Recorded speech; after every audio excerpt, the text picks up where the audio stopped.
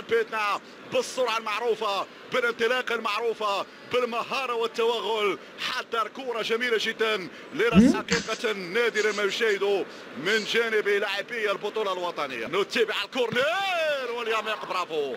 كل التدخلات كانت ناجحه. المنتخب المغربي يراهنون اليوم كثيرا على مراد بيتنا، تمريرات عديده وصلت لمراد على الجهه اليمنى، وهذه تسديدتك الثانيه يا مراد يا باتنا. ركز شويه يا باتنا، ركز شويه يا باتنا، يعني كل هجمه عندها قيمتها وكل فرصه عندها اهميتها في الاستحواذ على الكره، وعنده الاندفاع اكثر شويه مقاتل مع منتخب الكوت ديفوار.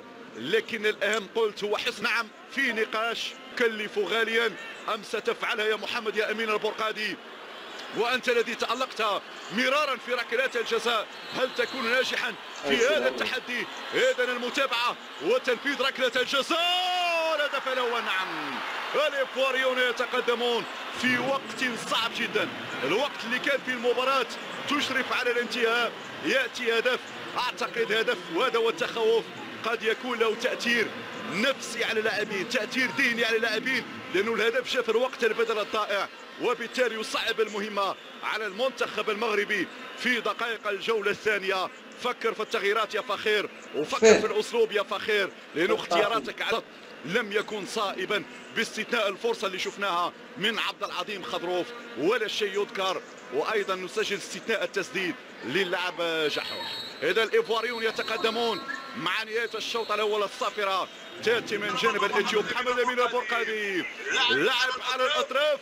شوف بارسيلينكوفي وعلى الطاير هنا كان بإمكانه أن تحمل الجديد ماتانجوا. هنا اللعب من الطائرين، هناك من أشاد بك، ولكن يا جحوح ارتكبت خطأ فادحا على مستوى وسط الميدان، كاد أن يكلف غاليا. قد يشوف والحاج في نهاية المطاف يبعد إلى الركنية. نعم إذا ركنية في الاثنين لفائدة المنتخب، والكورنير يران عليه كثير من الإيفواريون. وجب الحذر والمراقبة حتى الآن المنتخب المغربي، ولا ركنية بين هذه الركنية الثالثة للإيفواريين. مشاهدينا الكرام، إذا تنفذ الركنية بيد الاثنين مرفوعة.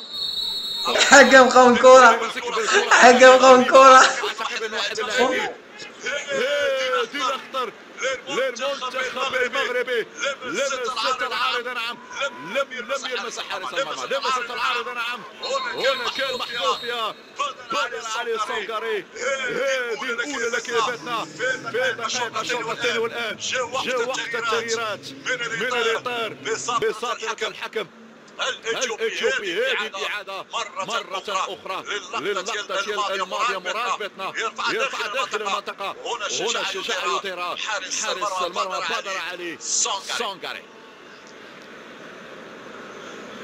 صحيح يا بيتنا، عندك المهارة، عندك الإمكانيات، ودائما أنت محط الإشادات، لكن هذه مرة يا بيتنا، هذه مرة يا بيتنا كنت أنانيا يا مراد. يعني سامحني يا مراد، ولكن في هذه اللقطة كنت أنانيا من دقائق هذه المواجهة. هنا الخطأ المرتكب بحق لاعب مراد بيتنا.